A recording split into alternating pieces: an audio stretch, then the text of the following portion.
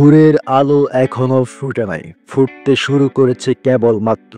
ভোরের প্রথম প্রহরে আমরা যাচ্ছি সিলেট শহর থেকে ভোলাগঞ্জ সাদা পাথরের উদ্দেশ্যে। গুগল ম্যাপের তথ্য অনুযায়ী সিলেট শহর থেকে সাদা পাথরের দূরত্ব মাত্র 50 কিলোমিটার বা একটু এদিক সেদিক হতে পারে, 1-2 কিলোমিটার। চারদিকে শুনশান নীরবতা, তারই মাঝে আমরা সাই সাই করে কিন্তু চলছি সেই ভোলাগঞ্জ সাদা পাথরের উদ্দেশ্যে। আমাদের গাড়িটা চলছে তার আপন গতিতে, আর মনে হচ্ছে এই যেন পাহাড় ছুঁয়ে ফেলেছি, ধরে ফেলেছি। কিন্তু আসলে আদতে চলছি তো চলছি, কিন্তু পাহাড়ের সন্ধান পাচ্ছি না। একটু হাত বাড়ালেই পাহাড়, এরকম মনে হলো। এটার দূরত্ব অনেক অনেক অনেক বেশি।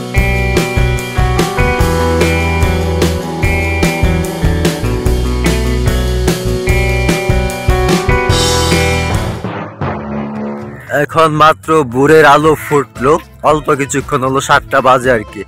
আর আমরা কিন্তু অলরেডি চলে আসছি সাদা পাথর, ভোলাগঞ্জ সাদা পাথর দেখতে।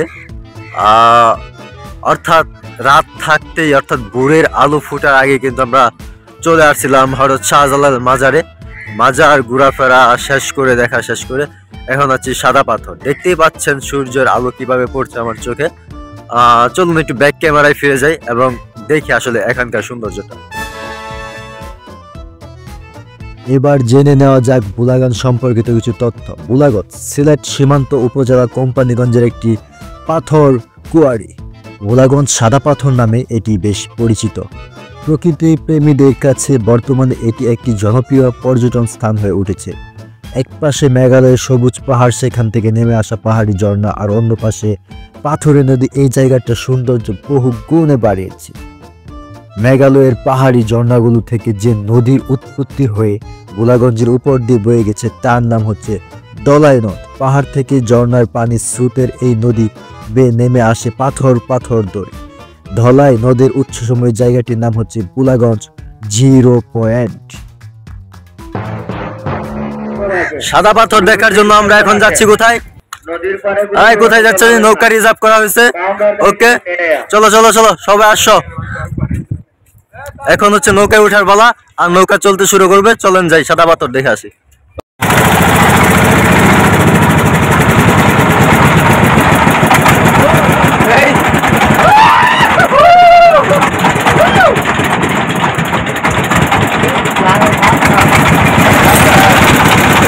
নৌকা কিন্তু ফাইনালি চলতে শুরু করলো, আর সামনের দিকে অগ্রসর হচ্ছি, যাচ্ছি সাদা পাথর দেখতে। সামনের ব্যাক ক্যামেরায় যাই, ব্যাক ক্যামেরায়।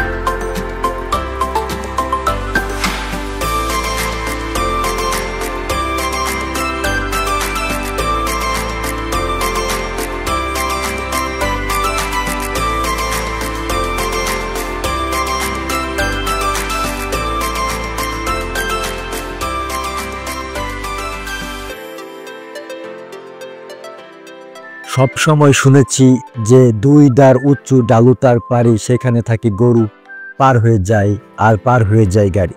কিন্তু এটা ভিন্ন রকম সময় পার হয়ে যাচ্ছে ঘোড়া, এবং এখানেই নদী ছোট্ট নহরের মতো তৈরি করা হয়েছে। সাদা পাথরের যে বিষয়টা, অল্প জায়গায় নৌকা দিয়ে ঘোড়া ধীরে ধীরে আইছে। ভাড়া নিছে 100 করে জনপ্রতি। আমরা একজন আইলে 800 টাকা, আর যদি 8 জন তবু 800 টাকা। আর এখন নামায়া দিছে, বালুর মাঝে হাঁটতেছি, সামনের দিকে অগ্রসর হতেছি। একজন পিছনে, একজন সামনে আছে, আরো কিছু জন, এভাবে চলছি। আর এইখানে পিছনে যে দেখতে পাচ্ছেন কিন্তু ঘোড়া আছে। আপনি কিন্তু টাকার বিনিময়ে ঘোড়া নিতে পারেন, চড়তে পারেন ঘোড়ায়, এবং উপভোগ করতে পারেন এই সৌন্দর্য। আর পাথরের খুঁজে কিন্তু চলতেছি, কিন্তু পাথর এখনো দেখা পাই নাই, তবে আশা করি পাবো। সামনের দিকে যাইতেছি। ওকে, লেটস গো। এতক্ষণ সাদা পাথরের গল্প বলতেছি, ফাইনালি কিন্তু আমরা চলে আসছি সাদা পাথরে। এই যে পিছন দেখতে পাচ্ছেন পানি কিন্তু বয়ে চলছে, আর এটা হচ্ছে ফুল অ্যান্ড ফাইনাল সাদা পাথর। আমি দেখাই একটু ভালো করে জুম করে যদি দেখাই। এখন আমি সাদা পাথরে পানিতে হাঁটতেছি, কিন্তু পানিতে হাঁটতে যেটা বুঝতে পারলাম পানি প্রচন্ড ঠান্ডা, পাহাড় থেকে নেমে আসা। আর পানিতে হাঁটার সময় অবশ্য খুব সতর্ক থাকতে হবে, কারণ পাথর কিন্তু খুব স্লিপ করে, যদি পয়রা যান তাহলে কিন্তু মাথা ডাইল। ঠিক আছে, বুঝাইতে পারছি। এটা এখন ভিডিও করাটাও সেফ না, এজন্য এটা পকেটে ঢুকাইতে হবো, পানিতে পড়ে গেলে বিনাশ। এই পানির সাদা পাহাড়ে দাঁড়িয়ে ওই সামনে যে বিল্ডিংটা দেখা যাচ্ছে, এটা হয়তো একটা মসজিদ কিংবা মন্দির হতে পারে, যেটার অবস্থান হচ্ছে ইন্ডিয়াতে। আর তাছাড়া এই পাহাড়ের পাদদেশে অজস্র বাড়িঘর রয়েছে, যেগুলো আসলে খালি চোখে বেটার দেখা যায়, ক্যামেরায় অতটা স্পষ্ট দেখা যায় না যতটা ভাবা হচ্ছিল। ওই যে দূরে যদি দেখায় যে সাদা সাদা দেখতে পাচ্ছেন, এইগুলা কিন্তু ইন্ডিয়ান বাড়িঘর। নিচে চলে আসি, আর এই হচ্ছে বাংলাদেশের অবস্থান।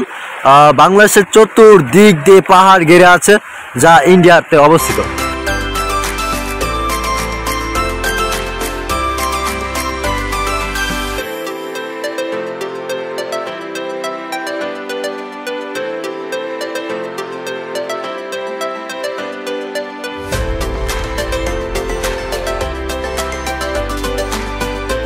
সাদা পাথরের গল্প এখানেই শেষ হচ্ছে, নতুন কোনো গল্প শুরু হতে চলছে। তো ভালো লাগলে অবশ্যই লাইক, কমেন্ট, সাবস্ক্রাইব করে সঙ্গে থাকবে।